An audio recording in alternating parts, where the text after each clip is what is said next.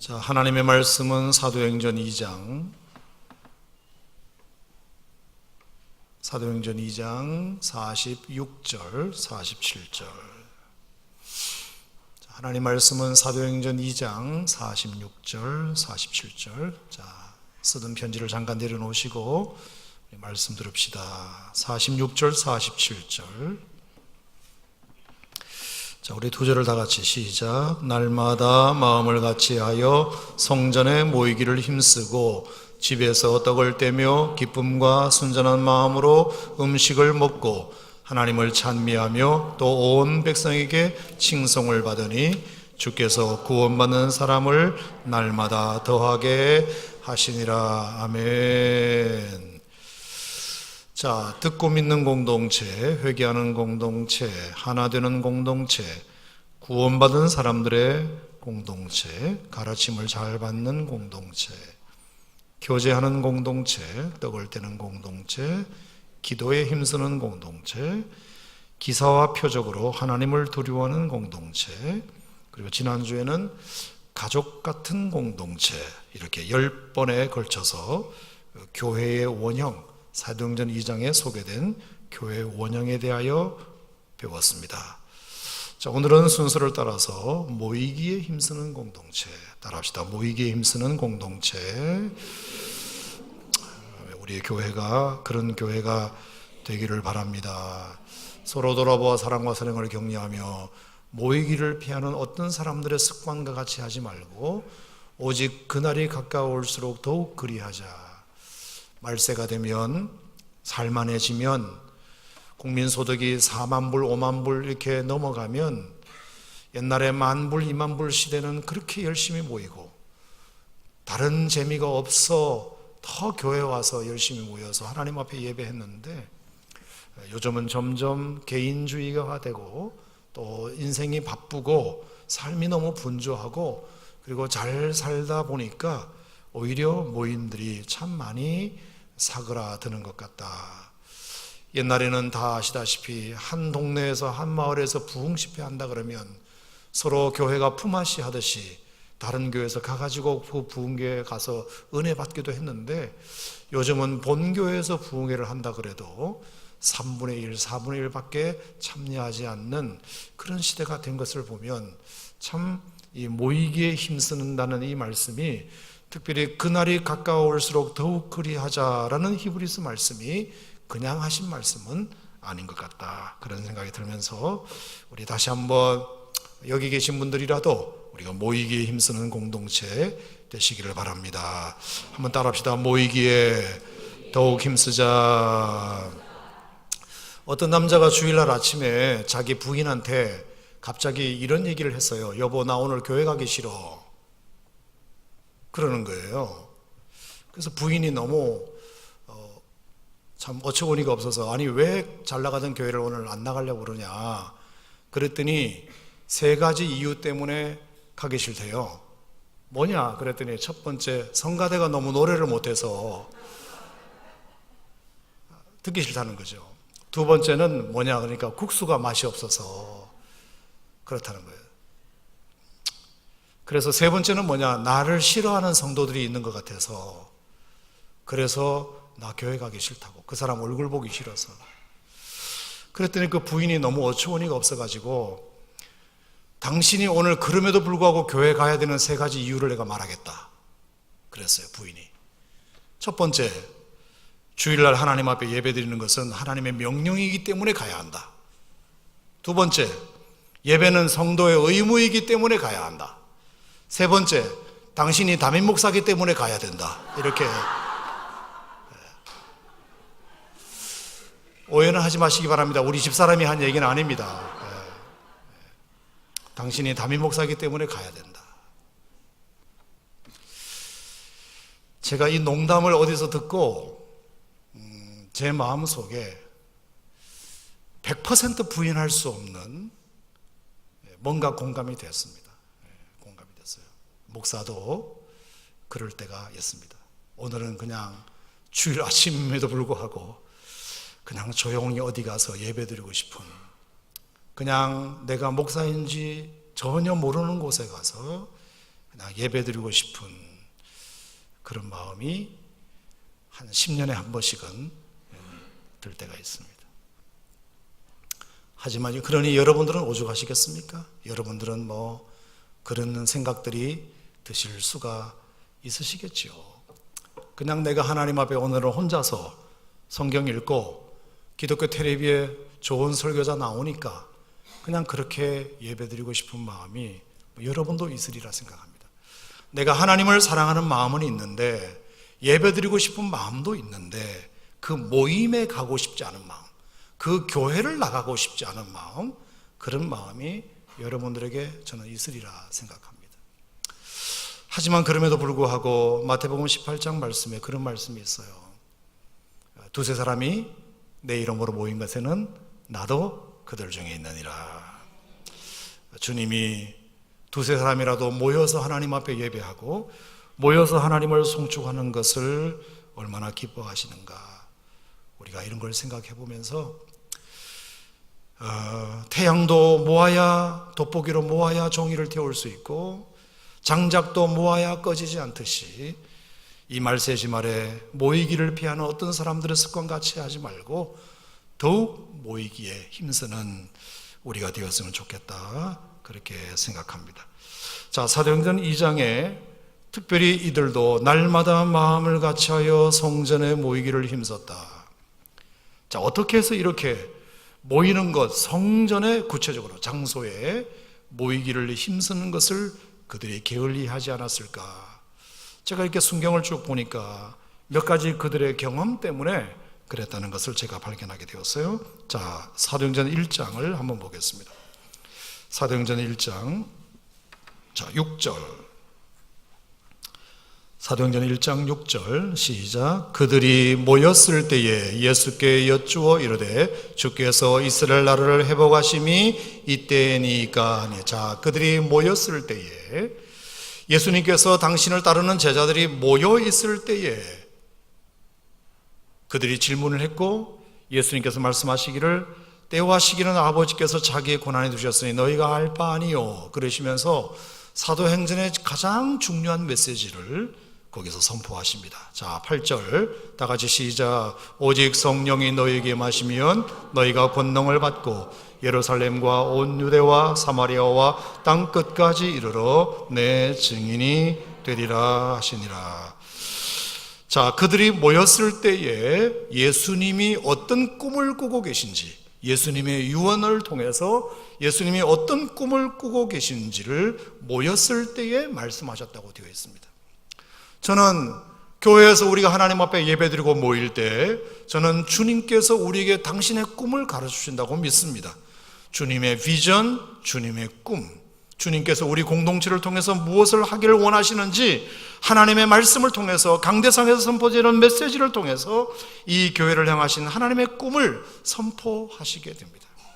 여러분, 이건 얼마나 중요한 건지 모릅니다. 중요한지 모릅니다. 그래서 그들이 모였을 때에 예수님께서 이 땅을 향하신 당신의 꿈을 선포하셨습니다. 주님의 비전을 보여주셨습니다. 그러므로 우리가 하나님 앞에 모여 예배해야 되는 이유는, 날마다 모이기에 힘써야 되는 이유는, 모여서 하나님 말씀을 들을 때, 기도할 때 주님께서 우리를 향하신 꿈, 우리의 비전, 내가 무엇을 앞으로 나를 통하여 하기를 원하시는지 그 하나님 말씀을 통하여 주님의 꿈, 나를 통하여 하기를 원하시는 꿈을 우리가 발견할 수 있기 때문에 그렇습니다.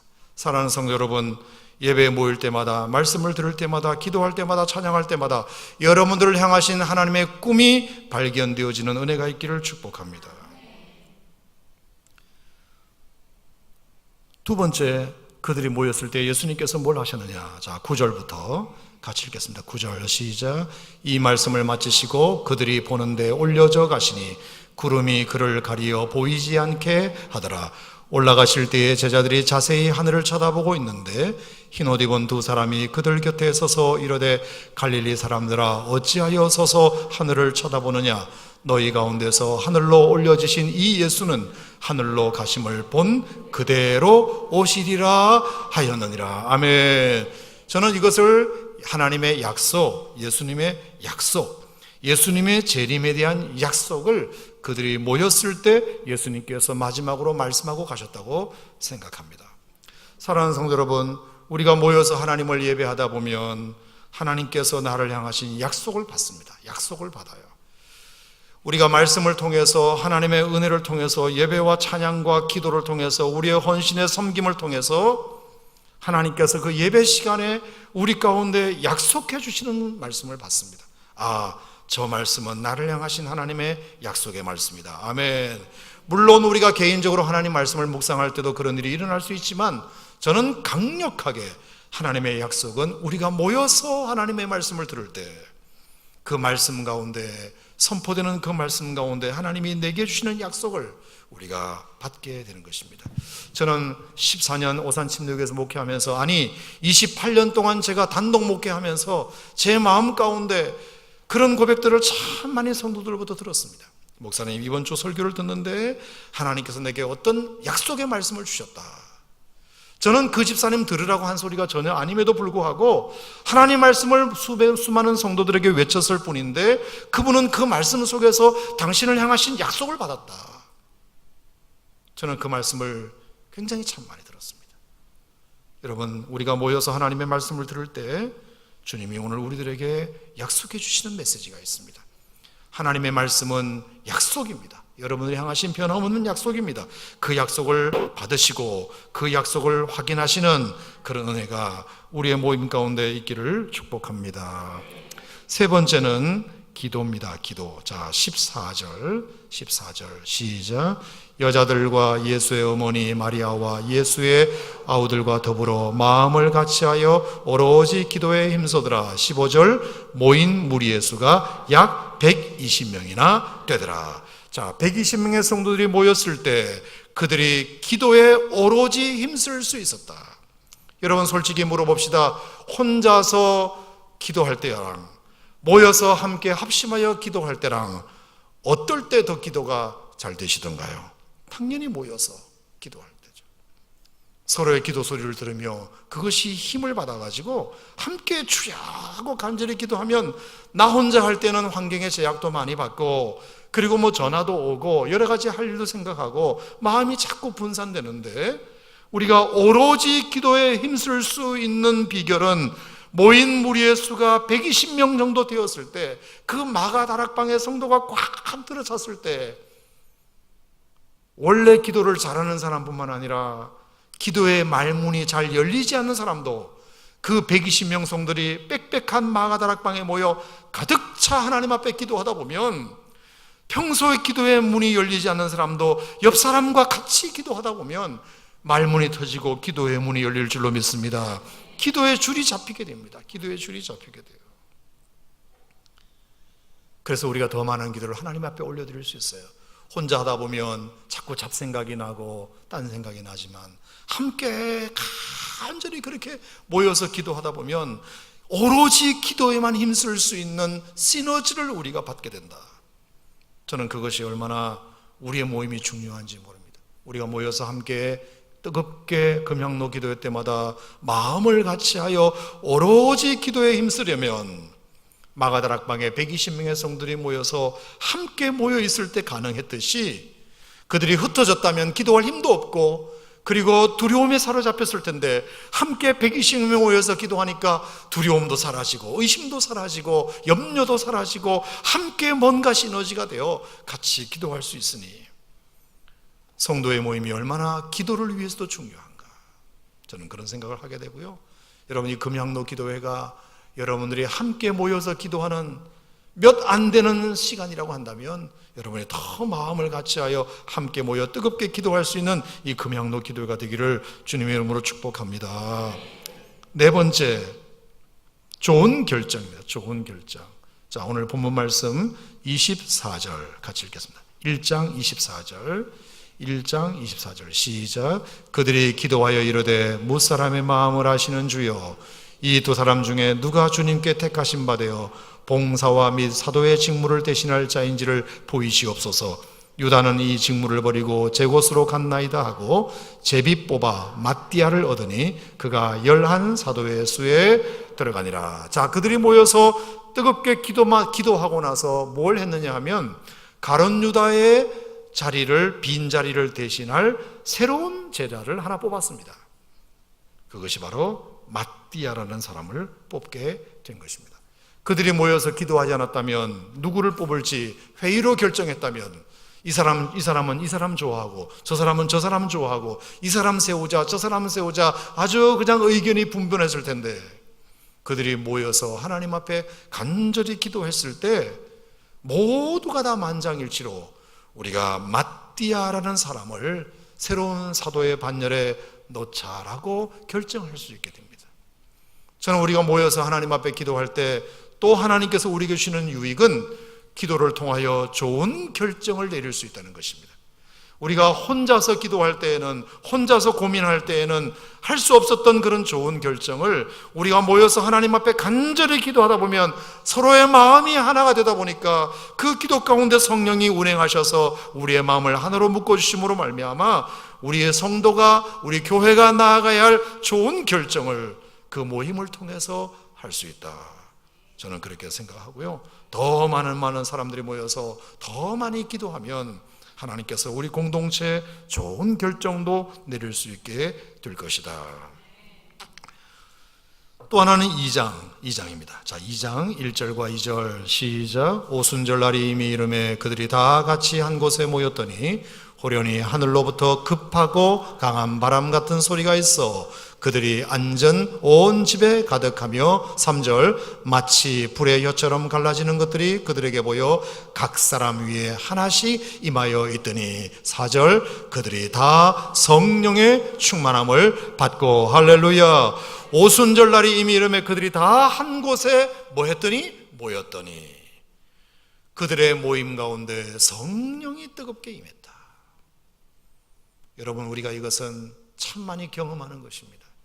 많이 모여서 하나님 앞에 간절히 기도하면 성령이 불같이 바람같이 임하여 우리 교회 예배 무리 가운데 그 장소 가운데 운행하시는 것을 여러분들은 참 많이 경험하게 되지 않습니까? 혼자 있을 때보다 둘이 있을 때보다 넷이 있을 때 더 많은 사람들이 함께 모여서 간절히 기도할 때 우리가 서로에게 힘을 주게 되어서 성령께서 그 자리에 강하게 운행하시는 그런 은혜를 우리가 경험하게 됩니다. 아멘을 할 때도 10사람이 아멘하는 것보다 2,000명, 2만 명이 아멘 그렇게 하면 거기서 어떤 강한 성령의 기름 부으심이 임하여 정말 하나님께서 그 모임 가운데 운행하시는 것을 우리가 참 많이 보게 됩니다. 그러므로 교회는 언제나 빈자리보다 찬자리가 더 많아야 하나님께서 그 가운데 성령을 부으시라 저는 믿고요. 여러분 모일 때마다 더 간절하게 더 사모하는 마음으로 함께 모이는 일에 열심을 내시기를 주님의 이름으로 축원합니다. 마지막으로 하나만 더 말씀드리겠습니다. 오늘 사도행전 2장 47절 말씀. 사도행전 2장 47절. 하나님을 찬미하며 또 온 백성에게 칭송을 받으니 주께서 구원받는 사람을 날마다 더하게 하시니라. 아멘. 우리가 모여 있으면 그 모인 것이 눈덩이가 되어서 눈덩이를 굴리는 힘이 됩니다. 그러면 더 많은 눈이 거기서 붙게 되어 있습니다. 숫자가 작으면 왔다가도 사람들이 몇 명 없네 그리고 가버립니다. 근데 많이 모여 있으면 거기에 더 강력한 자석 같은 힘이 되어서 와, 여기 이렇게 사람이 이렇게 많네, 나도 여기 함께 참여하면 좋겠네, 그런 마음이 들지. 조금만 모여 있으면 왔다가도 다음에는 안 와야 되겠다, 온 사람보다 안 오는 사람이 훨씬 많네, 나도 올 필요 없겠네. 그런데 내가 큰 마음 먹고 나왔는데 생각보다 많은 사람들이 거기에 모여 있을 때 아하, 나만 그동안 빠졌었네, 내가 다음 주부터라도 열심히 나와야 되겠네, 그런 마음이 들잖아요. 여러분, 이것은 서로서로가 다 서로서로에게 주는 에너지가 됩니다. 그러므로 구원받는 사람을 날마다 더하게 하실 때에는 어떤 경우에 그러냐, 어떻게 교회가 부흥하느냐, 우리가 함께 작은 무리지만 함께 뜨겁게 모여서 예배하는 그 공동체 속에 사람들은 자석처럼 계속해서 붙게 되어 있습니다. 그게 얼마나 중요한지 몰라요. 그래서 구원받게 돼서 3,000명이 되고 5,000명이 되고 10,000명이 되고 이런 역사들이 사도행전 교회에 일어나게 되었습니다. 자, 마지막으로 8장을 보겠습니다. 자, 우리가 함께 모여서 뜨겁게 기도하고 모이기를 피하는 어떤 사람들의 습관과 같이 하지 말고 더욱 모여야 하는 마지막 이유는 사도행전 8장 말씀에 있습니다. 자, 8장 우리 1절과 1절부터 4절까지 다 같이 시작. 사울은 그가 죽임당함을 마땅히 여기더라. 그날에 예루살렘에 있는 교회에 큰 박해가 있어 사도 외에는 다 유대와 사마리아와 모든 땅으로 흩어지니라. 경건한 사람들이 스데반을 장사하고 위하여 크게 울더라. 사울이 교회를 진멸할새 각 집에 들어가 남녀를 끌어다가 옥에 넘기니라. 4절 그 흩어진 사람들이 두루 다니며 복음의 말씀을 전할세. 자, 사도행전 7장까지 부흥하던 그 교회가 스데반 집사님의 순교하는 일로 인하여 본격적인 예루살렘 교회의 박해가 시작됩니다. 그래서 수천 명이 모여서 함께 예배했던 그 교회가 8장에서 이제 흩어지기 시작합니다. 모든 땅으로, 유대와 사마리아 모든 땅으로 흩어지기 시작합니다. 7장까지 10,000명 가까운 성도들이 열심히 모여서 예배했는 그 교회가 이제 사울로 인하여 박해를 받기 시작하면서 성도들이 뿔뿔이 박해를 피하여 여기저기 흩어지기 시작했다. 교회가 아주 산산조각이 나서 이 동네로 가고 저 동네로 가고 다 박해를 피하여 흩어지게 되었다. 그러면 흩어지게 된 것이 표면적으로는 교회의 불행이긴 하나 그것이 불행이 아니었던 이유는 4절 말씀에 나와 있습니다. 그 흩어진 사람들이 믿음을 까먹고 숨기고 살았던 것이 아니라 두루다니며 복음의 말씀을 전할세. 아멘. 그 박해 때문에 그 성도들이 흩어진 것을 통하여 오히려 지금까지 못했던 전도가 더욱더 활발하게 일어나게 되었다. 그 박해에도 불구하고 그 박해를 견디는 힘, 그 핍박을 견디는 힘을 그들이 여전히 유지할 수 있게 되었다. 저는 이 사도행전 8장 말씀을 보면서 제 마음속에 그렇게 적용을 했습니다. 그들이 모여서 하나님 앞에 뜨겁게 기도하는 그 신앙의 훈련들, 열심 있는 배움들, 충족된 하나님 말씀들, 받은 은혜들이 절대로 헛된 것이 아니었다는 사실을 저는 8장 4절에서 보여주었다고 생각합니다. 그들이 모여서 뜨겁게 하나님의 말씀을 듣고 서로 교제하고 말씀을 공부하고 기도했기 까닭에 그들이 이제 흩어져서도 주님의 사명을 감당하는 사람들로 그 모진 박해를 견뎌낼 수 있었다. 저는 그것이 굉장히 오늘 이 시대에 우리 교회에 주시는 메시지가 크다고 생각합니다. 여러분, 추운 겨울날 저도 그런 경험을 해봤어요. 외갓집에 살 때 따뜻한 온돌방에 하루 저녁 푹 군불에다가 몸을 완전히 지져 보십시오. 완전히 녹여 보십시오. 그러면 새벽에 아침에 우리 할아버지하고 할머니 그리고 외삼촌 그리고 이모들이 아침에 일찍 일하러 나가실 때 거뜬하게 나가시는 모습을 보았습니다. 거뜬하게. 그 따뜻한 온돌방에서 몸을 충분히 녹이고 힘을 얻으면 바깥은 여전히 찬바람이 매몰아치고 눈보라가 휘몰아치더라도 그 눈보라 휘몰아치는 그 겨울 아침에 새벽에 나갈 수 있는 힘이 생긴다. 아멘. 그런데 지난밤 잤던 그 방이 온돌방이 되지 못하고 냉골이 되면 추위에 벌벌 떨면서 자면 아침에 나갈 수 있는 힘을 얻지 못합니다. 힘을 얻지 못해요.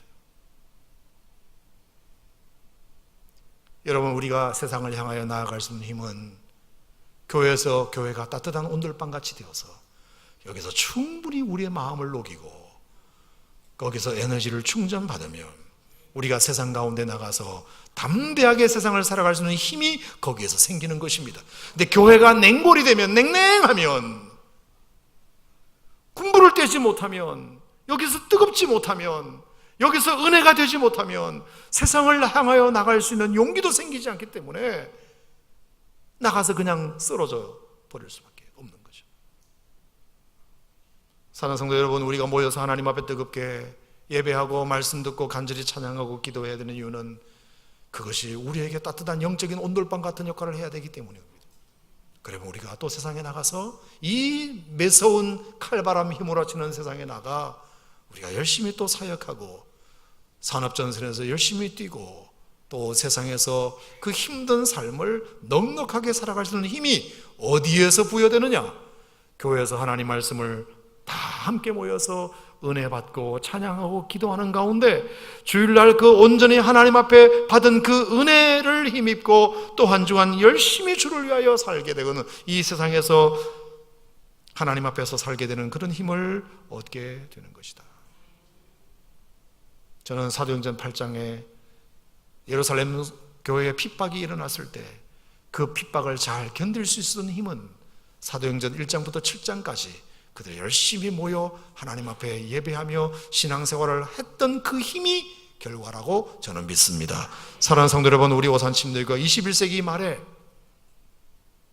이 차디찬 냉골과 같은, 이 차디찬 겨울과 같은 이런 세상 속에 우리 성도들이 함께 나가서 열심히 세상과 싸워 마귀와 싸워서 이길 수 있는 힘은, 쓰러지지 않을 힘은 결국은 교회에서 우리가 따뜻한 온돌방이 되어 여기서 충분히 성령의 불로 지지고 성도 간의 뜨거운 사랑으로 녹이고, 그러면 그것이 우리에게 힘이 돼요.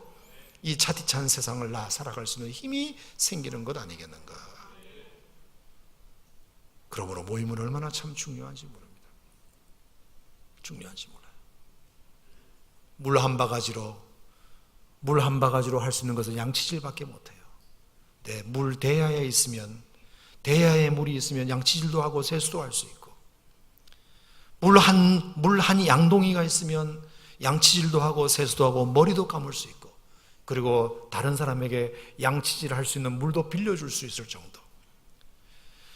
물이 욕조에 담겨 있으면 세수하고 양치질하고 하는 것뿐만 아니라 목욕도 할 수 있고 남들에게 빌려줄 수도 있고 집안 청소도 할 수 있고, 하지만 그 물이 물탱크에 있으면 빨래도 할 수 있고 다른 사람에게 나눠줄 수 있는 충분한 양이 되고, 그 물이 저수지에 있는 물이 될 것 같으면 그 물은 이제 마을 한 마을을 먹여 살리고 농업용수로도 공급할 수 있고, 그 물이 다목적 댐 안에 있는 물이 된다면 그 물은 이제 농업용수와 공업용수를 공급하고 한 도시를 먹여 살리고 물의 낙차를 통하여 전기를 생산하고 그리고 유람선을 띄워 관광산업도 할 수 있는 일이 되는 거죠. 한 바가지의 물 가지고는 아무것도 할 수 있는 것이 없다. 하지만 다목적 댐에 물이 있다면 그 물로 한 도시를 먹여 살릴 수 있다.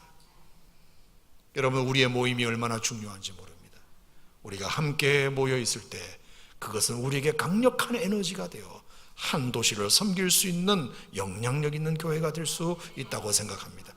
여러분, 뜨겁게 하나님 앞에 말세가 될수록 오직 권하여 더욱 모이기를 피하는 사람들의 습관과 같이 하지 말고 서로 돌아보아 사랑과 사랑을 격려하며 우리가 함께 모이는 데 힘쓸 때 하나님께서 우리 교회를 통하여 더 강력하게 역사하실 줄 믿습니다. 100명의 성도가 100명이 모이는 것이 1000명의 성도가 500명 모이는 것보다 어떤 면에서는 더 강력한 힘이 될 수도 있습니다. 더 강력한. 우리가 이것을 기억하고 여러분 예배 때마다, 목장 모임 때마다, 기도회 때마다 여러분 열심히 뜨겁게 모여서 우리 교회가 말세지 말에 더욱더 모이게 힘쓰기를 원하는, 힘쓰는 하나님의 교회가 되었으면 좋겠습니다. 우리 다 같이 자리에서 일어나셔서 우리 여기에 모인 우리 함께 찬양하시고 우리 함께 기도하고